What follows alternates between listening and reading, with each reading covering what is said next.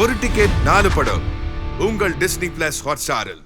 விடுதலை சிறுத்தைகள் கட்சியின் வெல்லும் சனநாயகம் மாநாடு ஜனவரி 26 திருச்சியில். அனைவரும் வாரீர்.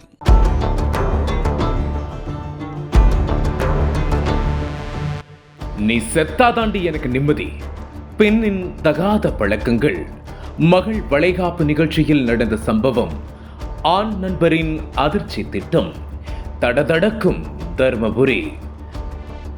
தர்மபுரி மாவட்டம் அரூர் அருகே உள்ள பேரேரிப்புத்தூர் பகுதிக்கு உட்பட்டது தேக்கல்பட்டி கிராமம். இந்த பகுதியைச் சேர்ந்தவர் ராஜாராம்.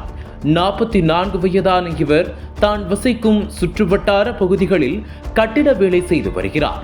இதனிடையே ராஜாராமுக்கு மொத்தம் 2 மனைவிகள். முதல் மனைவி ஜெயமணி, இரண்டாவது மனைவி செல்வி. அதில் முதல் மனைவியான ஜெயமணிக்கு 2 மகள்களும் ஒரு மகனும் உள்ளனர். செல்விக்கு ஒரு மகன் மட்டும் உள்ளார். ராஜாராமுக்கு 2 மனைவிகள் இருந்த போதிலும் இவரது குடும்பம் ஒரு மகிழ்ச்சியான வாழ்க்கையையே வாழ்ந்து வந்ததாக சொல்லப்படுகிறது.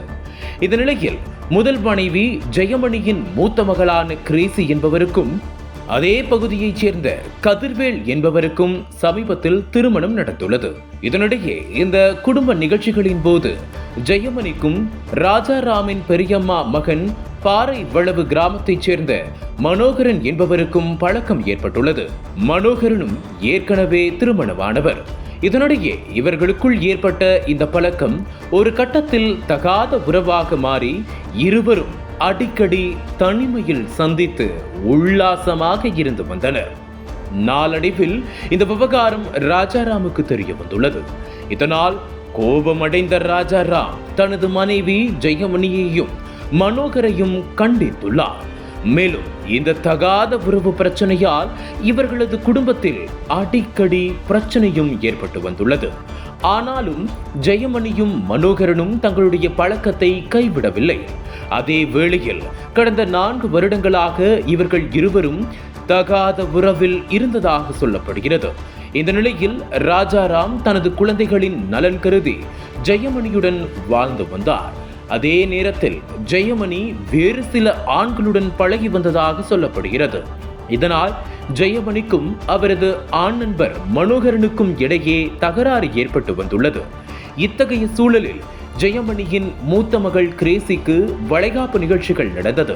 அந்த விழாவிற்கு ஏராளமானோர் வந்திருந்த நிலையில் மனோகரனும் அவரது மனைவியுடன் வந்திருந்தார். இதையடுத்து நிகழ்ச்சி முடிந்த பிறகு மனோகரன் அங்கிருந்து சாப்பிடாமல் புறப்பட்டுள்ளார். அப்போது இதை பார்த்த ராஜாராம் அவரை சாப்பிட்டு விட்டு செல்லும்படி கூறியுள்ளார். அந்த நேரத்தில் மது போதையில் இருந்த மனோகரன், உன் பொண்டாட்டி ஜெயமணி நிறைய பேர்கிட்ட தொடர்பு வச்சிருக்கா, இதெல்லாம் நீ கண்டிக்க மாட்டியா? எனக்கு சாப்பாடு வேணாம், ஒண்ணு வேணாம் என ராஜாராமிடம் கோபமாக சொல்லிவிட்டு அங்கிருந்து சென்றதாக சொல்லப்படுகிறது. இதனால் அந்த இடத்தில் பதற்றமான சூழல் நிலவியது. இத்தகைய சூழலில் நிகழ்ச்சி முடிந்த பிறகு சமையல் பாத்திரங்கள் கழுவிக் கொண்டிருந்த ஜெயமணி திடீரென காட்டுப்பகுதிக்குள் சென்றுள்ளார். இதனிடையே நீண்ட நேரமாகியும் அவர் வீடு திரும்பவில்லை என சொல்லப்படுகிறது. இதனால் சந்தேகமடைந்த ராஜாராம் ஜெயமணியை தேடிக்கொண்டு பின்னால் சென்றுள்ளார். அப்போது சூரிய கடை செல்லும் வனச்சாலை பெரியமேடு அருகில் ஜெயமணியுடன் மனோகரன் வாக்குவாதத்தில் ஈடுபட்டிருந்தார். அந்த நேரத்தில் இவர்களுக்குள் வாக்குவாதம் முற்றியதால் ஆத்திரமடைந்த மனோகரன், நீ சித்து தொலைஞ்சாதான் எனக்கு வாழ்க்கையிலேயே நிம்மதி என சொல்லிவிட்டு தான் மறைத்து வைத்திருந்த கத்தியை எடுத்து ஜெயமணியை சரமாரியாக குத்தி உள்ளார். அவரது உடம்பில் 12 இடங்களில் குத்தப்பட்ட ஜெயமணி சம்பவ இடத்திலேயே சரிந்து விழுந்தார். அந்த சமயத்தில் ஜெயமணியை தேடி வந்த கணவர் ராஜாராம், மருமகன் கதிர்வேல் உள்ளிட்ட உறவினர்கள் சம்பவ இடத்திற்கு ஓடி வந்தனர். ஒரு கணம் இதை பார்த்தவுடன் மனோகரன் அங்கிருந்து தப்பித்து இருசக்கர வாகனத்தில் சூரியக்கடை பக்கமாக சென்று விட்டார். இத்தகைய சூழலில் பலத்த காயமடைந்த ஜெயமணி சம்பவ இடத்திலேயே இரத்த வெள்ளத்தில் உயிரிழந்து கிடந்தார். இதனால் அதிர்ச்சியடைந்த அவரது உறவினர்கள் ஜெயமணியின் உடலை பிடித்துக் கொண்டு கண்ணீர் விட்டு கதறி அழுதனர். இந்த நிலையில் ஜெயமணியின் கணவர் ராஜாராம் அரூர் காவல் நிலையத்திற்கு தகவல் கொடுத்துள்ளனர். அதன் பேரில் ஸ்பாட்டுக்கு வந்த போலீசார் கொலை செய்யப்பட்ட ஜெயமணியை மீட்டு பிரேத பரிசோதனைக்காக அரூர் அரசு மருத்துவமனைக்கு அனுப்பி வைக்கப்பட்டு பின்னர் உடல் உறவினர்களிடம் ஒப்படைக்கப்பட்டது.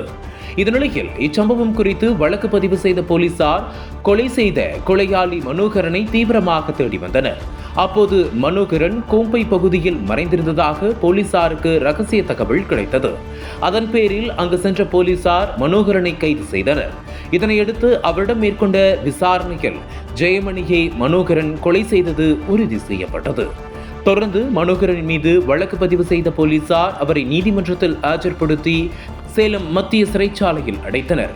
மகளின் வளைகாப்பு நிகழ்ச்சியில் ஆண் நண்பரால் தாய் கொடூரமாக கொலை செய்யப்பட்ட சம்பவம் பெரும் அதிர்ச்சியை ஏற்படுத்தியுள்ளது.